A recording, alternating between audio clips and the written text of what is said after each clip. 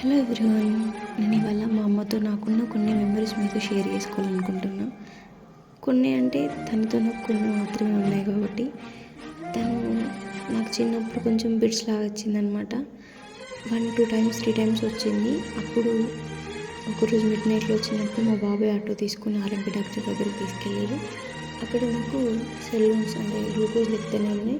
నా గ్లూకోజ్ నా బాడీలోకి ఎట్లా వెళ్తున్నాయో ఆమె కంట్లో నుంచి వాటర్ అట్లా కారుతూ ఉన్నాయి అనమాట. నేను ఇక్కడ భయపడతాను, పెద్ద పెద్దగా ఏం ఎడవట్లేదు. జస్ట్ నేను చూడడానికి వస్తే ఆ కళ్ళ నుంచి దారాలు కారుతూ ఉన్నాయి తన కళ్ళ నుండి. దాని తర్వాత అక్కడ కొంచెం ఓకే అయిన తర్వాత మా అమ్మమ్మ వాళ్ళ ఇంటికి తీసుకెళ్ళారు. అంటే మా మేనమ్మ వాళ్ళ ఇంటికి తీసుకెళ్ళిన తర్వాత అక్కడ ఒకసారి వచ్చింది.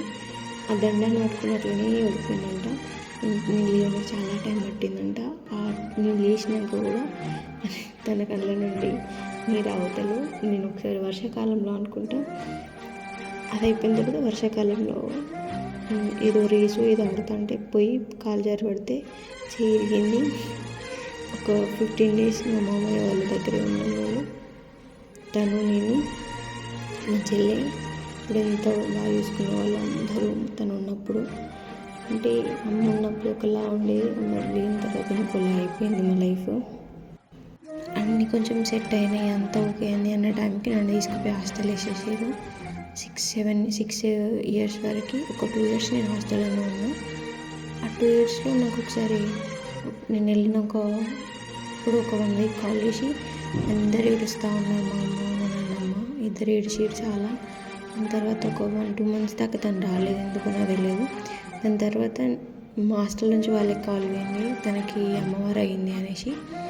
నైట్ అంటే ఆఫ్టర్నూన్ 4కి అట్లా చేస్తే మార్నింగ్ 6-7 వరకు స్టార్ట్ అయినట్టుంది. 9 వరకు నా దగ్గరకు వచ్చింది. మేము ఇంటికి వెళ్ళేసరికి 12:30 అట్లా 1 అట్లా. మంచి ఎండ అనమాట. శ్రీరామనవమి అంటే సమ్మర్ కాబట్టి ఎంత ఎండ ఉంటుంది. కాకపోతే అమ్మవారు అయిన వాళ్ళకి చెప్పులు వేయద్దు అనేసి నాకు చెప్పులు వేయలేతాను. కవర్లో పట్టుకున్నాను. కాకపోతే నాకు చెప్పులు వేయద్దు, నేను నడవలేను, నన్ను నడిపేయలేదు. సో నేను అప్పుడు ఒక 25 kgs అయినా ఈజీగా ఉంటా. ఎత్తుకొని అక్కడ దాకా తీసుకెళ్ళింది. 1/2 kilometer గడ్డి వచ్చినప్పుడల్లా గడ్డి మీద నిలబెట్టుకుంటూ తీసుకెళ్ళింది. నేను అప్పుడు నడిచే సిచ్యువేషన్లో కూడా లేను, ఎందుకంటే నాకు చాలా ఫీవర్ ఉండే. అది తగ్గిపోయిన ఒక 15 days ఇంటి దగ్గరే ఉన్నా. ఆ 15 daysలో నాకు కాళ్ళు నొచ్చినాయి, ఏళ్ళు నొచ్చినాయి అన్న ప్రతిసారి మా అమ్మ దిక్కు మా నాన్న దిక్కు ఇద్దరు కలిసి వచ్చేది. ఇంకా గుర్తున్నాయి నాకు చాలా అలాంటివి. కాళ్ళు నొత్తని అనగానే వాళ్ళు కాళ్ళ తిమ్మిర్లు అది తీయదని తిట్టుకుంటూ కాళ్ళెత్తిరు వాళ్ళిద్దరు నావి. దాని తర్వాత నేను హాస్టల్కి వచ్చిన తర్వాత ఒక 2-3 monthsకి నన్ను హాస్టల్ చేంజ్ చేసేది. హాస్టల్ చేంజ్ చేసిన గ్యాప్లో తను ఇప్పుడు రాలేదు మళ్ళీ హాస్టల్కి. ఇంటికాడ సిచ్యువేషన్స్ ఎట్లున్నాయో నాకు తెలియదు. కాకపోతే 2-3 months రాలేదు. సడన్లీ తనకి చెప్పకుండా నన్ను హాస్టల్ చేంజ్ చేయించారు. అండ్ ఈ హాస్టల్కి చాలా డిఫరెన్స్. అండ్ కొత్త ఫ్రెండ్స్, నన్ను సింగిల్ చేశారు. మా ఫ్రెండ్స్ అంతా వేరే కాడ, ఇక్కడ కొత్త వాళ్ళు నాకేమో తెలియదు. కాకపోతే కొంచెం నేను అందరితో కొంచెం అడ్జస్ట్ అవుతా కాబట్టి నార్మల్గా అందరితో ఉండేదాన్ని. దాని తర్వాత ఒక్కసారి వచ్చింది, చాలా ఫేస్లో మొత్తం ఒక భయం ఒక దుఃఖంతో వచ్చింది. అయితే నేను తనని లాస్ట్ అండ్ ఫైనల్గా చూడడం వచ్చి కొంచెం బాధపడలేదు, నార్మల్గా ఏడుస్తుందేమో అనుకున్నా. కాకపోతే తను రెడీ ఫర్ చనిపోవడానికి రెడీ అయింది నాకు తర్వాత అర్థమైంది. తను లాస్ట్ చూసింది. మళ్ళీ చనిపోయిన తర్వాత కూడా తను నన్ను చూడనివ్వలేదు. అంటే అప్పటికి పోస్ట్మార్టం చేయడం వల్ల కొంచెం నా కోసం మా అమ్మతో ఇద్దరు వచ్చారు.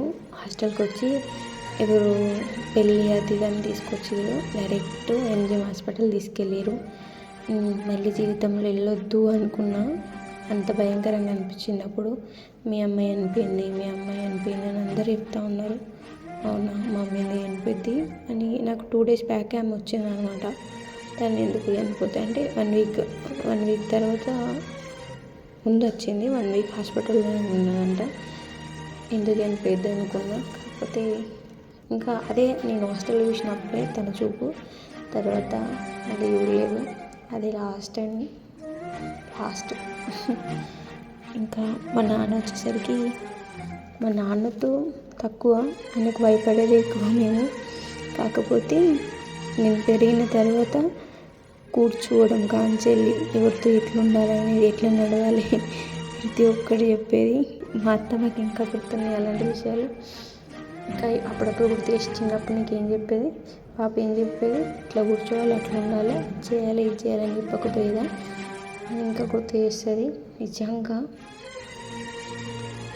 బ్రతికుండి ఇవన్నీ చెప్పాల్సింది మీరు. కాకపోతే మేము మాతో ఉండరు అనేసి ముందుగానే ఇవన్నీ మాకు నేర్పించిరేమో అనిపిస్తుంది ఇప్పుడు ఇవన్నీ తలుచుకుంటే.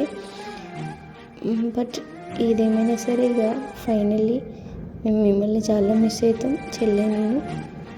మీరు ఉంటే ఇంకా మా లైఫ్ ఇంకా బెటర్గా ఉండేదేమో.